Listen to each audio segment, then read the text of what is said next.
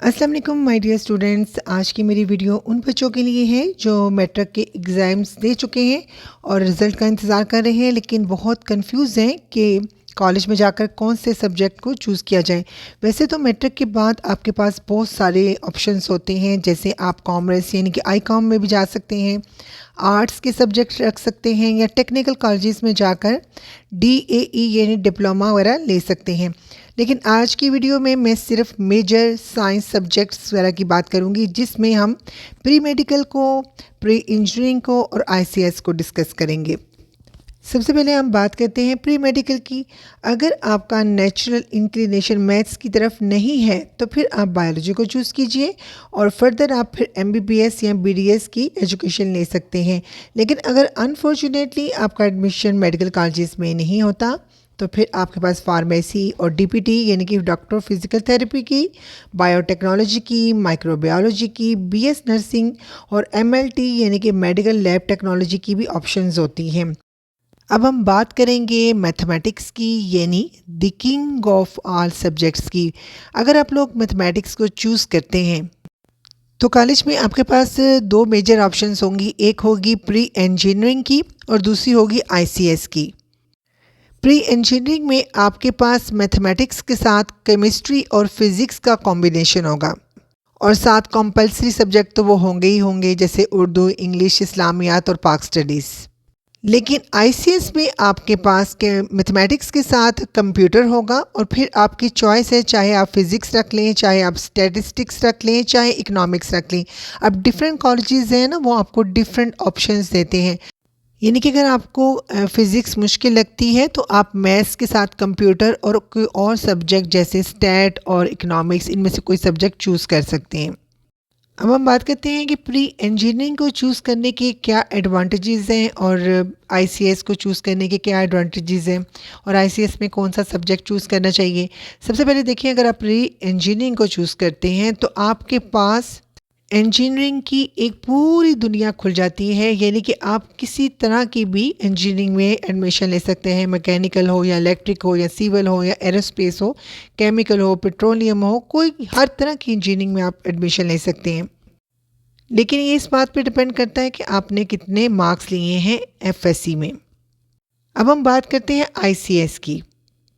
यानी कि अब मैं बात करूंगी अपने उन स्टूडेंट्स की जो डायरेक्ट टेक्नोलॉजी के सुल्तान बनना चाहते हैं और ICS को यानी कि कंप्यूटर साइंस को चूज़ करते हैं। लेकिन यहाँ पर एक बहुत ही ज़रूरी टेक्निकल बात है जो 90% बच्चों को नहीं पता होती। वो बात ये है कि ICS में दो तरह के कॉम्बिनेशंस होते हैं। एक ICS विद फिज़िक्स यानी कि मैथ्स, कंप्यूटर और फिज़िक्स का कॉम्बिनेशन। अगर आप ये कॉम्बिनेशन ले लेते हैं तो आप कंप्यूटर इंजीनियरिंग के साथ साथ सॉफ्टवेयर इंजीनियरिंग और कंप्यूटर फील्ड में हर जगह जा सकते हैं। लेकिन अगर आप ICS में फ़िज़िक्स को रिप्लेस करते हैं स्टैट के साथ या फिर इकोनॉमिक्स के साथ, तो फिर आप लोग कोर इंजीनियरिंग फील्ड्स में नहीं जा सकते। ठीक है, यानी कि इंजीनियरिंग की जो कोर फील्ड्स हैं उनमें आप नहीं जा सकेंगे। तो क्योंकि यहाँ पर चीज़ों को समझना बहुत ज़रूरी है, तो मैं ICS के कॉम्बिनेशंस को अलग-अलग डिस्कस कर लेती हूँ। अच्छा, सबसे पहले हम बात करते हैं ICS विद इकोनॉमिक्स की। यानी कि अगर आपने कॉम्बिनेशन रखा हो कंप्यूटर साइंस के साथ मैथमेटिक्स और इकोनॉमिक्स का, तो फिर आप ई-कॉमर्स और डिजिटल मार्केटिंग में जा सकेंगे, जैसे अमेज़ॉन, दराज, या फिर अपनी कोई भी डिजिटल कंपनी खोलना और चलाना चाहते हैं तो ये कॉम्बिनेशन आपके लिए बहुत ही हेल्पफुल होगा। इसमें आपको कंप्यूटर टेक्नोलॉजी के साथ साथ जो मार्केट की इकोनॉमिक्स है वो भी समझ आ जाती है। इसके अलावा आप फिन टेक्नोलॉजी यानी कि फ़ाइनेंशियल टेक्नोलॉजी को भी समझ जाते हैं, जैसे पाकिस्तान में इजी पैसा, नया पे या बैंक की डिजिटल ऐप्स जो चलाते हैं ना, इन कंपनीज़ को चलाने के लिए उन बच्चों की ज़रूरत होती है जिन्हें कंप्यूटर कोडिंग भी आती हो और इकोनॉमिक्स भी समझ आती हो। इसके अलावा भी फील्ड्स हैं जैसे IT management and business analytic. जैसे बड़ी बड़ी टेक्निकल कंपनीज को मैनेजर्स की ज़रूरत होती है जो ये देखते हैं कि सॉफ्टवेयर बनाने पर कितना खर्चा आएगा और मार्केट में उसे कितना मुनाफा होगा।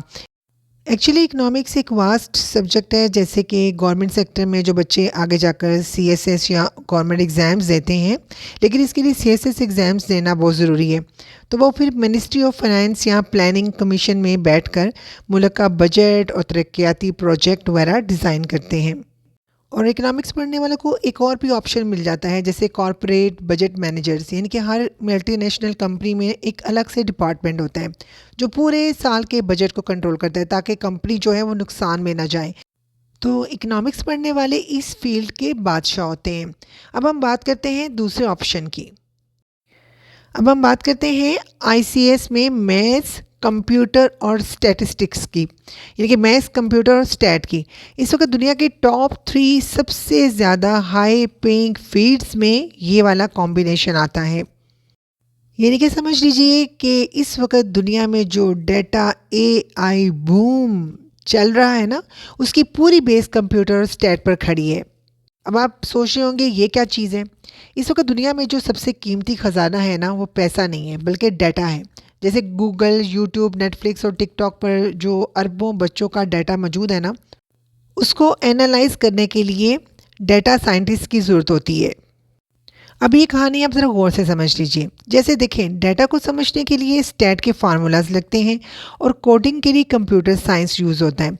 इसलिए इस फील्ड के बच्चे जो हैं वो दुनिया में सबसे ज़्यादा कीमती हैं और दुनिया में इस वक्त सबसे ज़्यादा पे भी वही ले रहे हैं। इसके बाद आ जाता है artificial intelligence, machine learning specialist. अब ये क्या है? आपने चैट जीपीटी के बारे में तो सुना ही होगा। इसके अलावा सेल्फ ड्राइविंग कार्स, यानी कि टेस्ला की कार्स के बारे में भी आपने सुना होगा। और आप ये सोचते होंगे कि रोबोट खुद से कैसे सोचते हैं। उनके दिमाग के पीछे एक्चुअली मैथमेटिकल मॉडल्स और प्रोबेबिलिटी होती है।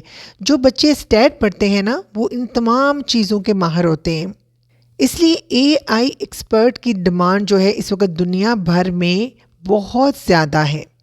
इसके अलावा business intelligence developer, pure software engineering, AI learning specialist, यानी कि ये फील्ड बहुत वास्ट है। बस मैंने मेन चीज़ें आपको बता दी हैं। आई होप मेरे बच्चों को काफ़ी हद तक चीज़ें क्लियर हो चुकी होंगी। अब ये डिसाइड आपने करना है कि एफएससी में आपने कौन से सब्जेक्ट चूज़ करने हैं। लेकिन मैथमेटिक्स की फ़िक्र बिल्कुल ना कीजिएगा, क्योंकि आपकी मैम ने एफएससी मैथ्स के तमाम कॉन्सेप्ट्स बहुत इजी वर्ड्स में एक्सप्लेन किए हैं। तमाम चैप्टर्स, तमाम एक्सरसाइजेस की वीडियोस जो हैं मौजूद हैं। आप उनको देखेंगे और आपके लिए मैथ जो है इंशाल्लाह ताला बहुत आसान हो जाएगा। अपना बहुत ख्याल रखिएगा। Take care. अल्लाह हाफिज़।